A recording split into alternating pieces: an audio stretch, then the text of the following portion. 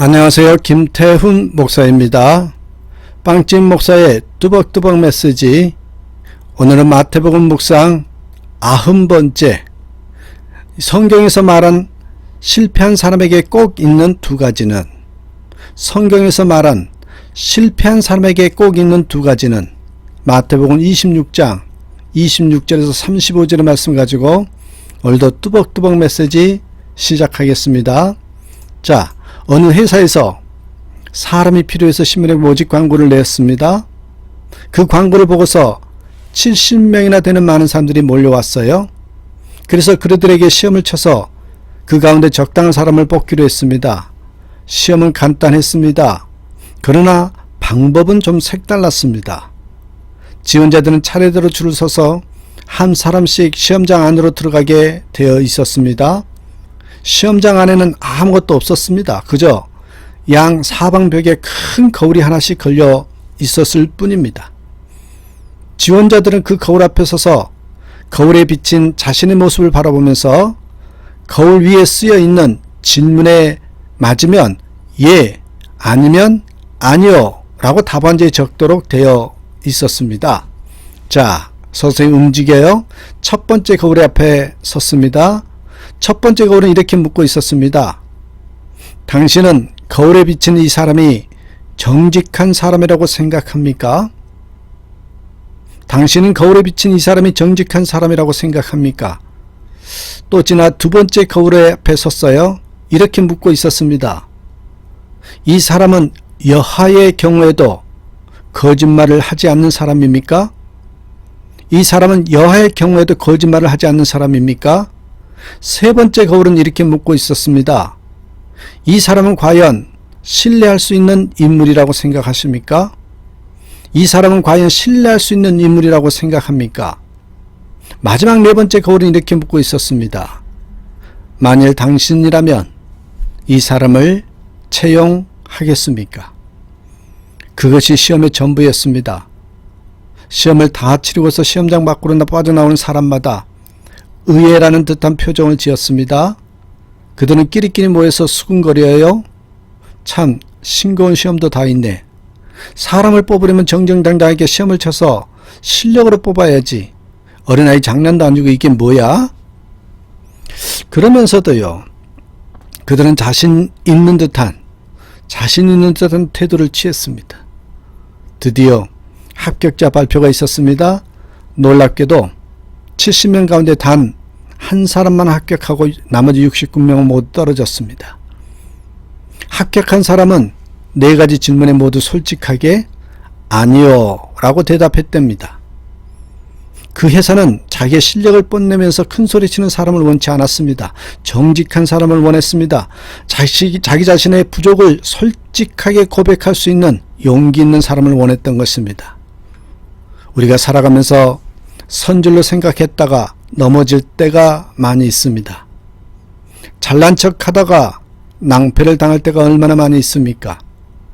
오늘 본문에 나타난 제자들이 그랬습니다. 지금 예수님은 십자가 앞에 두고 계십니다. 십자가를 앞에 두고 계시는 예수님. 예수님은 기도하시기 위해서 감난산 겟세마네 동산에 올라가셨습니다. 예수님은 모든 것을 아신 분이십니다. 그래서 예수님은 제자들에게 경각심을 일깨워 주시기 위해서 이렇게 말씀하셨습니다.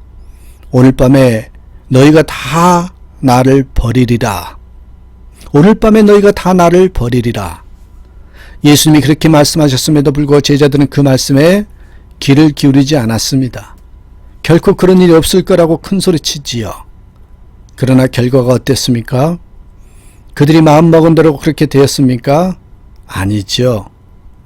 예수님 말씀대로, 그들의 마음먹은 대로가 된 것이 아니라 예수님 말씀대로 그들 모두는 그날 밤에 예수님을 버리고 말았습니다. 한마디로 실패하고 만 것입니다. 그러면 어떻게 해서 제자들이 실패했는지 오늘 본문을 통해서 우리는 그 원인을 살펴보면서 함께 교훈을 받고자 합니다. 또한 우리 그리스도인들이 살아야 할 방향, 또한 기준이 무엇인지를 정확하게 말씀하시는데요. 그 원인을 알아야 그 기준을 알 수 있는 거죠. 두 가지가 나옵니다. 여러분, 첫 번째 뭐냐? 제자들이 실패한 이유, 제자들은 무지했습니다. 무지했습니다. 하나님의 말씀을 몰랐습니다. 그들은 성경 속에 이미 예언된 십자가의 사건도 몰랐습니다. 왜 예수님이 십자가를 지셔야 했는지도 몰랐고 하나님의 구원의 계획에 대해서도 깨닫지 못했습니다. 또한 마귀의 시험이 얼마나 무섭고 강한 것인지도 깨닫지 못했어요. 그 무엇보다도 그들은 자기 자신들이 얼마나 연약하고 부족한 존재인지를 깨닫지 못했습니다. 그들은 자만하다가 실패해버리고 만 것입니다. 우리가 잘 아는 이야기가 있어요.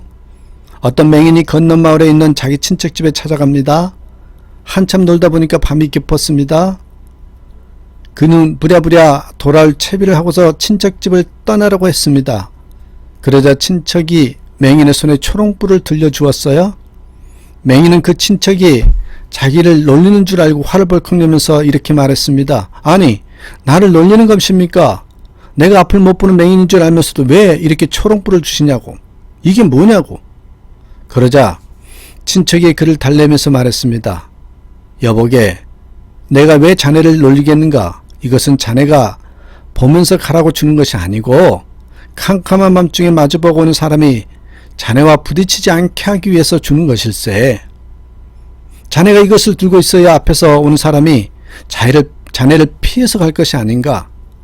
그러니 짐스럽게 생각하지 말고 들고 가게나. 그제야 맹인은 왜 친척이 자신에게 초록불을 주는지 이유를 깨닫게 되었습니다. 그는 조심조심하면서 발길을 걸어서 집으로 되돌아오게 되었습니다. 그가 중간쯤 왔을 때입니다. 꽝 하고 앞에 마주보고 오는 사람과 부딪혀요. 그래 넘어집니다. 맹인은 화가 단단히 났습니다. 그가 부딪힌 사람에게 소리를 버럭 질렀습니다. 아니, 도대체 당신은 앞도 안 보고 다니느냐고. 이 초롱불이 당신 눈에만 안 보인단 말이오. 그러면서 초롱불을 마구 흔들었습니다. 그제야 부딪힌 사람은 맹인의 얼굴을 쳐다보더니 이렇게 말했습니다. 아, 맹인이셨군요. 그래서 초롱불이 꺼졌는데 그것도 모르고 안심한 채 걷고 계셨군요. 오늘 본문에 나타난 제자들이 바로 이런 모습과 같습니다. 자기들의 초롱불이 꺼져 있는지도 또는 켜져 있는지도 몰랐습니다. 그들은 예수님이 말씀하시는데도 불구하고 그 말씀을 듣지 않으려고 했습니다. 그저 자기들이 듣고 싶은 것만 듣고 믿고 싶은 것만 믿겠다는 생각입니다. 여러분, 예수님이 어떠한 분이십니까? 하나님의 아들이십니다. 모든 것을 환하게 아시는 분이십니다. 31절 한번 보십니다. 때에 예수께서 제자들에게 이르시되 오늘 밤에 너희가 다 나를 버리리라. 기록된 바 내가 목자를 치리니 양의 떼가 흩어지리라 하였느니라. 예수님의 스가랴 13장 7절의 말씀을 인용하셨습니다. 예수님이 십자가를 지시는 일이라든지 그날 밤 제자들이 예수님을 버리는 일은 즉흥적으로 이루어진 것이 아닙니다. 하나님의 예정 가운데 계획된 일이었습니다. 예수님은 그것을 다 하신 것입니다. 모든 것이 하나님의 섭리 속에서 하나씩 하나씩 이루어져 나가는 것을 예수님은 알고 계셨습니다. 뿐만 아니고 예수님은 현재 가룟 유다가 무엇을 하고 있는지 또 그 당시 종교 지도자들이 어떤 음모를 꾸미고 있는지도 다 알고 계셨습니다. 그것뿐이 아니었습니다. 예수님은 그 제자들이 자기를 다 버릴 것을 알고 계셨죠. 베드로가 닭 울기 전에 3번씩이나 예수님을 부인할 것도 다 알고 계셨습니다. 32절에 있는 말씀처럼 예수님은 십자가를 지시고 죽으시지만 사흘 뒤에 다시 살아나실 것도 알고 계셨습니다. 그리고 먼저 갈릴리로 가셔서 그곳에서 제자들 만날 것임도 알고 계셨죠. 이처럼 예수님은 과거의 일뿐만 아니라 현재의 일, 미래의 일까지도 다 알고 계셨습니다. 그렇다면 제자들은 예수님이 말씀하실 때 그 말씀에 귀를 기울이고 예수님의 도우심을 구하려고 했어야 할 것입니다. 그러나 그들은 몰라도 너무 몰랐습니다. 성경도 몰랐습니다. 하나님의 구원의 계획도 그들은 알지 못했습니다. 마귀의 시험이 얼마나 강하고 무서운지도 몰랐습니다. 자기 자신들이 얼마나 연약하고 부족한 존재인지도 깨닫지 못했다는 거죠. 그래서 그들은 넘어지고 만 것입니다. 실패한 거죠. 여러분, 세상을 이길 힘이 어디서 나오는 것입니까? 내 실력을 믿고 큰 소리 치는 데서 나오는 것이 아닙니다. 내가 얼마나 연약한 존재인지를 깨닫는 데서 나오는 것이거든요. 그래야 우리가 하나님을 의지할 수 있습니다. 그래야 우리가 주님을 의지할 수 있잖아요. 내 힘을 의지하면 실패할 수밖에 없습니다. 그러나 예수님을 바라보고 예수님을 의지하면 예수님이 우리를 붙들어 주시기 때문에 우리는 실패해서 벗어날 수 있습니다. 내 힘을 의지하지 마십시다. 주님의 손을 붙들고 주님을 의지할 수 있는 우리 모두가 되셨으면 좋겠어요. 그래서 여러분, 하나님을 사모하고 하나님을 아는 데에 힘써야 됩니다. 주님이 어떤 분인지를 아는 데에 힘써야 됩니다. 무지하면 여러분 넘어질 수밖에 없어요. 둘째로 여러분, 제자들이 실패한 이유가 뭐예요? 자만했습니다. 제자들은 자만했습니다. 우리가 잘 아는 잠언 16장 18절의 말씀 아시죠? 교만은 패망의 선봉이요 거만한 마음은 넘어짐의 앞잡이니라. 교만이 앞서갑니다. 뒤에는 반드시 패망이 따라가기 마련이죠. 우리가 넘어졌습니다. 왜 넘어졌습니까? 살펴보면 우리 마음속에 거만한 생각이 들었기 때문입니다. 제자들은 교만했습니다. 그래서 넘어지고 만 것입니다. 자, 여러분, 오늘 본문 속에서 제자들이 특별히 베드로가 교만했던 모습을 우리가 살펴보면요, 심플해요. 다 그 모습이 우리 모습이거든요. 베드로의 교만했던 모습, 첫째는요, 베드로는 예수님의 말씀조차도 부인하라고 했습니다. 예수님이 말씀하셨습니다. 오늘 밤에 너희가 다 나를 버리리라. 그러자 베드로는 예수님의 말씀을 부인하죠. 다 주를 버릴지라도 나는 언제든지 버리지 않겠나이다. 또 예수님 말씀하시죠. 내가 진실로 내게 이르노니 오늘 밤 닭 울기 전에 네가 나를 3번 부인하리라. 그러자 베드로가 또 예수님의 말씀을 부인하죠. 내가 주와 함께 죽을지언정 주를 부인하지 않겠나이다. 이 말씀의 뜻이 무엇입니까? 예수님은 틀리고 자기가 옳다, 이 말 아니에요? 자기 자신에 관해서는 베드로는 예수님보다도 더 잘한다는 것입니다. 세상에 그런 교만이 어디 있습니까?